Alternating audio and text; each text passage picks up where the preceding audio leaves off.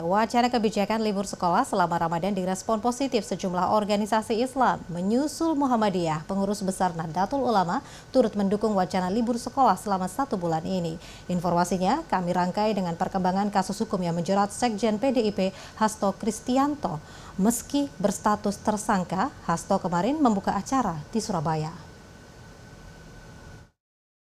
Ketua Umum Pengurus Besar Nahdlatul Ulama Kiai Haji Yahya Khalil Stakuf mendukung wacana libur sebulan penuh selama Ramadan. Namun Yahya meminta pemerintah juga memperhatikan siswa non-muslim agar tetap berkegiatan positif selama libur Ramadan.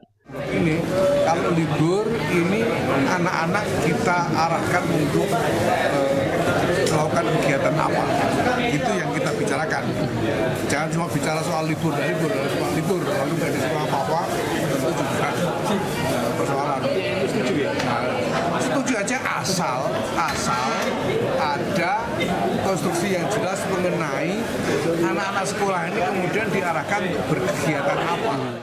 Ide meliburkan sekolah selama bulan Ramadan awalnya dilontarkan Menteri Agama akhir Desember 2024. Sementara Menteri Pendidikan Dasar dan Menengah menyatakan ada 3 opsi terkait wacana libur sekolah selama Ramadan. Namun pemerintah belum memutuskan apapun.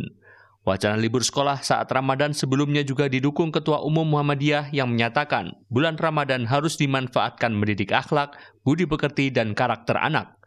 Sementara pengamat pendidikan dari UIN Syarif Hidayatullah, Jajan Musfah menilai tidak ada urgensi menerapkan sekolah libur saat Ramadan karena justru dikhawatirkan membuat siswa terjebak kegiatan tidak produktif. Kebijakan libur sekolah selama Ramadan pernah diterapkan pada era pemerintahan Kiai Haji Abdurrahman Wahid atau Gus Dur tahun 1999. Ke kasus hukum yang menjerat Sekretaris Jenderal PDI Perjuangan, Sekjen PDIP Hasto Kristianto mengaku akan kooperatif terhadap proses hukum.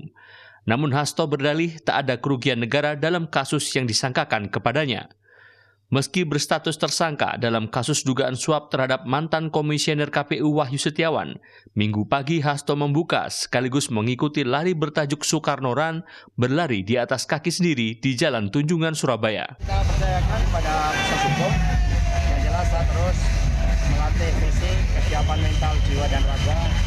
Saya diajarkan untuk menjunjung tinggi hukum dan selalu kooperatif dalam seluruh proses hukum itu. Tapi saya juga mencatat mana hukum yang berkeadilan, mana hukum